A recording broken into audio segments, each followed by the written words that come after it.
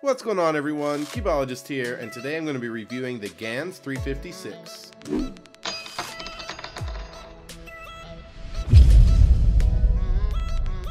So just to give you guys a really quick overview if you didn't see my unboxing, this is the Gans356. Now it is basically the mini version of the 357. You guys know this cube, it's pretty well received, a lot of really fast people use it now, but this is a completely different puzzle.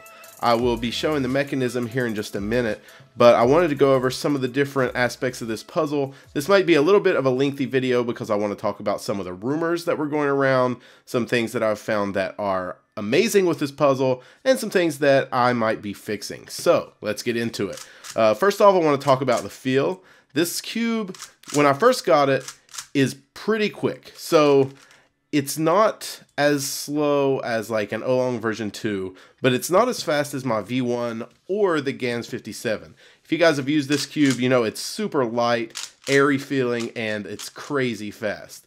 This cube feels like it uses a little bit softer plastic. If you guys are familiar with the feel of, say, a Shengshao Aurora or an Oolong version 1 or something like that, Weilong version 2, that uses a little bit of a softer plastic, this has that feel. It's not crazy fast, like I said, but it's still sufficiently fast, and I've lubed this cube a few different ways, honestly, and I finally found one that I enjoyed. And just to talk really quick about corner cutting, it is 45, but it takes a little bit of, force. Reverse is really good, but this is where I get a really strange lockup, and I'll talk about that in a second, but the way that these corners are constructed actually contributes to a lockup. But like I said, I'll talk about that in just a second. Right now I want to talk about the positives. This cube is fantastic. It is at least as good as my Oolong version 1, and it's the first cube I've ever used that made my Oolong version 1 feel a little bit blocky after I went back to it. So it's super, super nice. It feels rounded off, even though the corners are really square like the last Gans 357. It still feels super rounded whenever you're playing with it, a little bit springy. I don't really know how to explain it, but that's the best I can do. So now I want to show you some of the internals and talk about some of the rumors that went around about this puzzle. As you can see there, the cores are different in that this one's plastic and it has a metal nut that screws down onto it, where this core has metal studs in it and the nut that screws down on it is actually plastic. So the reason I took this cube apart is to show you these pieces, and you can see that each piece has a screw in it. Well, I've been reading on online forums that the reason for this is so you can add weights to these in order to make the cube feel the way you want to. And I'm actually a little bit guilty of propagating this rumor without fully investigating. So just to show you guys, I want to take out one of these pieces. So as best as I can tell, this is a cap that's been glued on to this bottom piece here, and then this stalk piece just fits right in there, like, let me see if I can get it in there, just like that. And then this bolt or screw, whatever you want to call it, goes right down in there, and then you screw it in and that secures the piece. So as you can see, there really isn't anywhere available for you to place weights, whether it's nuts or anything, unless you wanted to put it possibly like up in here under this. But then if you put anything too thick and this stuck out, it might interfere with the turning.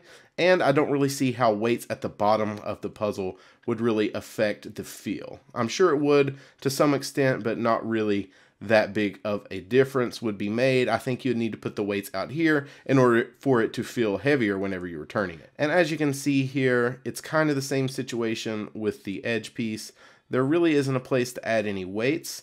And I should have noticed that when none came with them, that it wasn't something that they were really promoting. So even though I did read that on a forum that was pretty reliable, it was actually quoted from an MF8 forum, it doesn't look like it's something we're going to be doing anytime soon, at least with this puzzle. And now I just want to clarify a few things about the mechanism. I said that there wasn't a torpedo that went lengthways like this on the edge last time, but as you can see, there's a slot there. And this corner piece actually fits under that on both sides. So the torpedo is actually this piece right here on both sides, and it's just a slot mechanism that fits there. And it actually makes this cube very, very smooth, to be honest with you. I think the lengthening of the torpedoes to make them go along the whole edge of the corner piece on the base there actually makes this cube turn really well. So as you guys know, this puzzle came with 3 sets of springs. It came with a medium set, which is actually in the puzzle, a light set, which you can see right here, and a stiff spring set.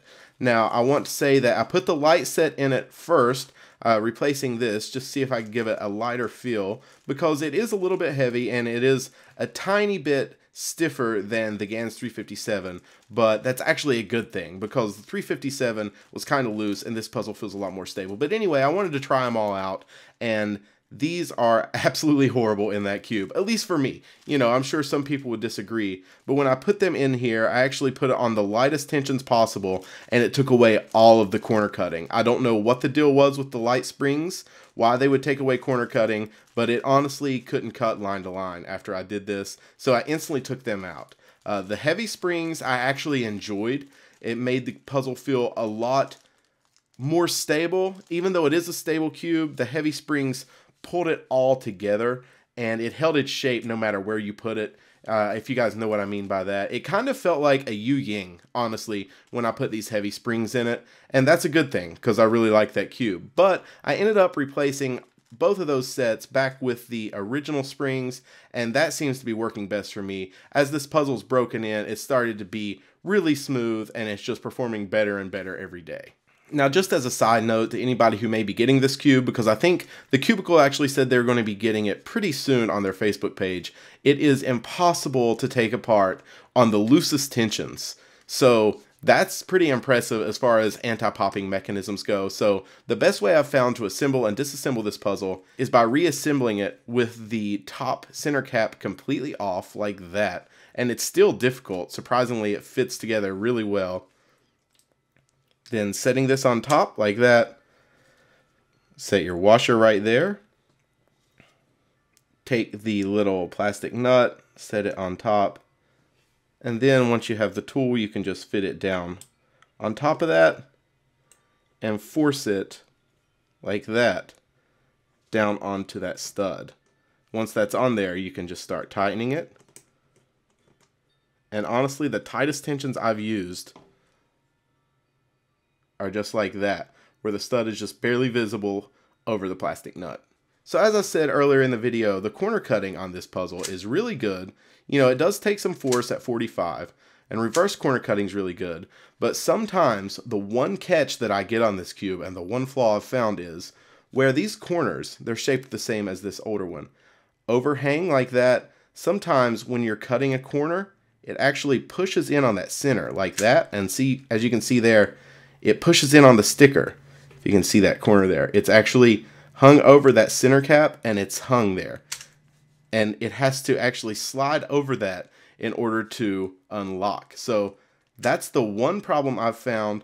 It's a little more prominent on some sides than on others, but it actually twists the center sometimes. It gets so stuck, like right there.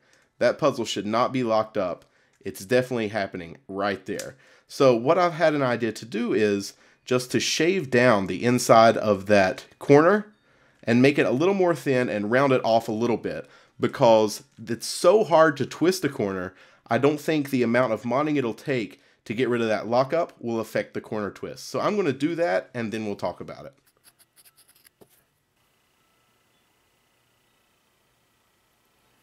So the corners look a little bit more rounded off, but just barely. You know, there's still a point there, and it isn't a very superficial mod. It's mostly up under the bottom of the corner. But this cube actually feels a lot better now. Some of the corners, as you can see there, it doesn't really grab the center anymore. It just kind of just goes right over it, which is nice. Now, there are some corners that still do. Which one was it? I think it was the white, green, red. Yeah, let me see. Like this. As you can see, that still grabs the corner a little bit, so I might need to shave off a little more.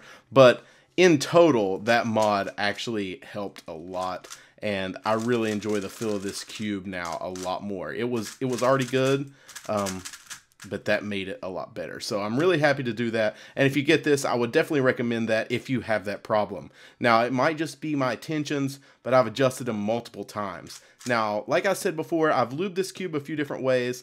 I actually used a little bit of weight 5 on the tracks and some Maru on the pieces, and that made it feel horrible. So, you know, my lubing system definitely isn't a one fits all. What I found that works on this is just a tiny bit of Speedy on the pieces, and it kind of smooths the puzzle out, and it feels really good, and I really like this cube. So to grade this puzzle before the mod, I would say it's at least an 8 out of 10. It's still a great cube, very, very few lockups. Just that one, to be honest with you. If it wasn't for that, and you can see that one's fixed. Oh, that's such a good thing.